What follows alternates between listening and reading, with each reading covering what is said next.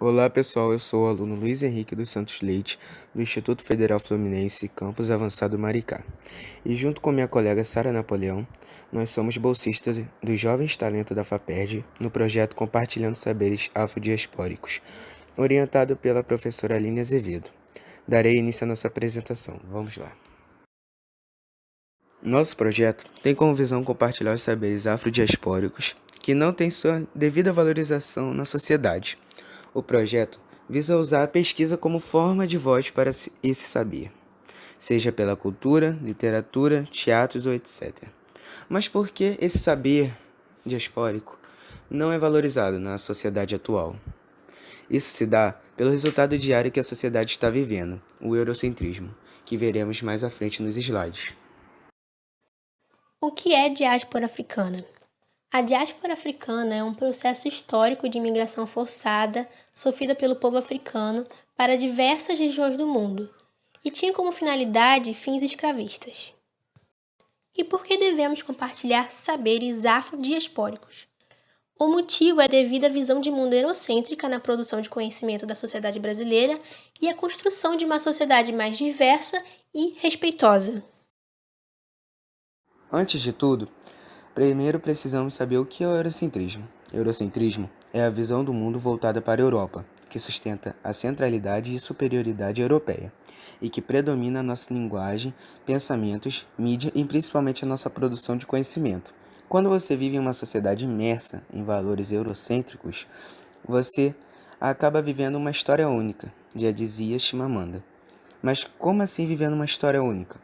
Você, quando vive essa história, não tem noção do quanto isso é perigoso para você e para a sociedade, pois os livros eurocentristas, por exemplo, na maioria dos casos só tratam o negro como um personagem qualquer, que não tem a menor importância na história, ou até mesmo em livros didáticos, que relatam histórias do tempo da escravidão como se os escravos quisessem sofrer aquilo tudo.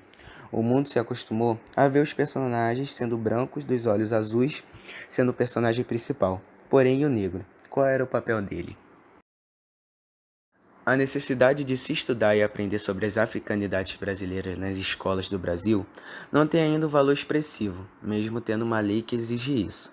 Se as escolas e os profissionais trabalhassem o tema não só no Dia da Consciência Negra, o Brasil seria um país menos racista nas escolas e voltando a ter suas raízes culturais muito mais fortes, e ainda poderia ensinar as pessoas sobre outros títulos de literatura, mídia, respeito e principalmente o pensamento.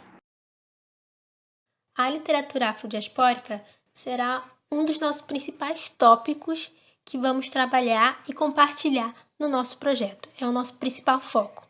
E o que é, basicamente, a literatura afrodiaspórica? É a literatura produzida por pessoas negras em diáspora. É basicamente isso. E como é que essa literatura chega no Brasil? Como é que ela se mantém na sociedade brasileira? Então, a literatura afrodiaspórica ela passa a ser mais difundida no Brasil na década de 40 com o Teatro Experimental do Negro de Abdias Nascimento. E quando é criada a Lei 10.639 de 2003, que obriga o ensino de questões raciais, impulsiona a literatura afrodiaspórica no Brasil, mas ela ainda precisa de mais visibilidade dentro e fora nas escolas. Além da literatura afrodiaspórica, que é o nosso foco principal, tem outros tópicos de saberes afrodiaspóricos que pretendemos compartilhar em nosso projeto, como, por exemplo, produções acadêmicas como artigos de especialistas, produções artísticas, obras de arte, clipes, etc., produções cinematográficas, filmes, documentários e séries, projetos que, assim como o nosso, contribuem para a visibilidade do conhecimento e produções das pessoas negras. Bom, agora eu vou falar um pouquinho sobre as ações realizadas do projeto.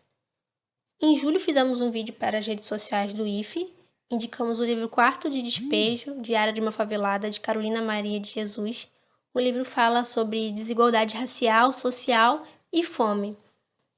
O livro fez 60 anos de publicação em agosto e comentamos sobre a atualidade dele na pandemia. Em setembro criamos as nossas redes sociais que pretendemos fazer postagens semanais lá no Instagram e no Facebook, e criamos também o nosso logo do projeto.